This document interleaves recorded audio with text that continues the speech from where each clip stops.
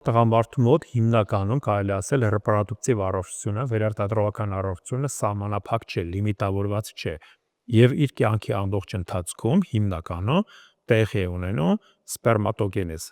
սերմն առաջացման process եւ տղամարդը տարբեր տարիքային խմբերում, այդ թվում նաեւ բավականին մեծ տարիքային այդ հատվածում կարող է ունենալ բեղմնավորող հատկությունները օժտված սերմնահեղուկ։ Ի տարբերություն կնոջ, որի ռեպրոդուկտիվ վերարտադրողական ֆունկցիան լիմիտավորված է եւ կա որոշակի տարիք, երբ որ արդեն իսկ ձվազատումը կանգ է առնում, օվուլյացիան դադարում է,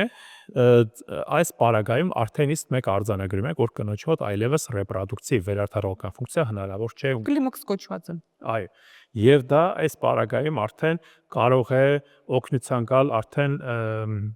արտամարմնային բեղմնավորման տեխնոլոգիաները, որոնք որ